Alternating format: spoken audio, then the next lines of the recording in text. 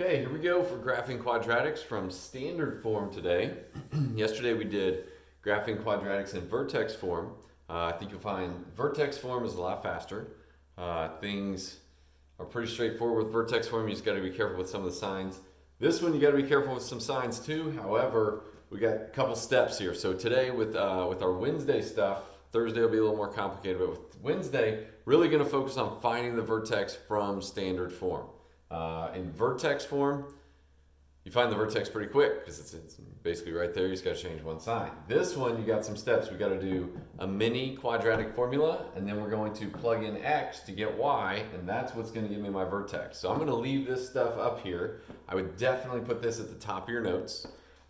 Standard form is right here. It is the ax squared plus bx plus c. I'll circle that one in red. That is the main thing today, okay? So here we go. So for this particular equation, example one, A is right here, here is B, and here is C. So my recommendation is to always put those up above anytime you're given one. Now there was nothing here, and yesterday we talked about there's nothing out front, you can always put a positive one. That, again, just like yesterday, the A value will tell me, does the parabola open up, or does the parabola open down like a frown? So here, A is positive, so it's going to open up, just like the ones yesterday. If it were negative whatever, that would be one that opens down. All right, so here we go. Step one is going to be to do x equals the opposite of b, or negative b. So in this case, negative positive 8, negative times positive, we get negative 8 over 2 times a. So a in this case is 1. So here we go, we get negative 8 over 2 times 1 is 2. And that's going to equal a negative 4. So if I'm going to put my vertex down here, I've already got negative 4 right there. What I'm missing is the y value. Okay, now the y value is going to be this one, right? So we have a y. So basically what we have to do, if this is step 1, step 2 is to plug in x right here and right here to see what will y be. So we do y equals x, so negative 4 squared. It's very important you put parentheses around that. So I always tell students just to put parentheses boxes wherever the x's are. Okay? Just like this. Negative 4 goes in there, so the same thing, negative 4 is going to go right there. Now, I highly recommend just type this into your calculator. I know you've got the Desmos online version. If you have your own at home, you can type it in there. That will give you the answer. Okay? So, if we multiply all this out, just so you can see what it would be, we get a positive 16. Again, you got to make sure you put that inside the parentheses. We would end up with positive 16 minus 32 plus 17. So in all this stuff, we end up with y equals a positive 1. So the y equals 1 means that goes there. All right? So that all this work is what we have to do to get the vertex today. Whereas with vertex form, it's pretty simple. You start out, you change one sign and you get the vertex. This one you got quite a bit more steps to follow. Now as far as graphing it, so we go to the vertex at negative 4, so 1, 2, 3, 4, positive 1, that's right here. I already told you this one's going to open up. So for today, now tomorrow we're going to get more into the table. We're going to plot 5 points there tomorrow. But for today, I'm just going to show you it's going to go like this. I really just want you to focus on finding the vertex here for this Wednesday. Okay? So that's what my graph would look like. How do I know it opens up? Because A was positive. Okay? So we're going to kind of try to cover this in chunks, as we're going to spend a couple days on graphing quadratics in standard form. So pause at any point if you need to. All right, so let's go ahead and erase that one. Okay, we've just got 3 examples today. Even though the homework will probably be about 5 examples, I'm going to try to keep the notes straight to the point, and then you guys can ask questions if you have them. Please feel free to email. All right, so for number 2, I've got y equals a negative x squared. I've got minus 4x minus 1. All right, so again, first step, we're going to do this. I would go through, if this is negative, this is really a negative 1, A, B, and C. So I would do that every time. You don't have to, I just think it helps. So here we go. We're going to do step 1 is x equals, like I said, it's a mini quadratic formula. You don't have to do all the plus and minus b radical b squared minus 4ac stuff. you just basically do the front and the bottom. Okay, so this would be negative 4 over 2 times a, which is -1. So you got to be careful with all these signs. Now, a lot of times I just tell students, this really is the opposite of b. So whatever's here, negative is going to make this +4. So we could have just written this, opposite of b would be, opposite of b is +4 over -2. And we end up with x is -2. So if I'm writing my vertex down here, okay, -2 is going to go right there. Now I still have to find what is y.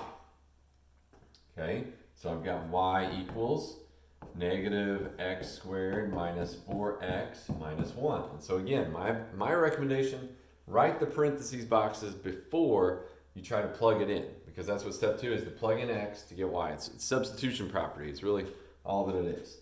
So we're going to substitute this -2 in this spot and this spot. So -2 goes here and right there. Okay?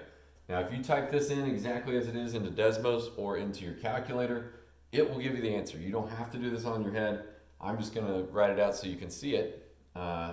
Here you would get a +4 times the negative, so we end up with -4 plus 8 minus 1 just comes down.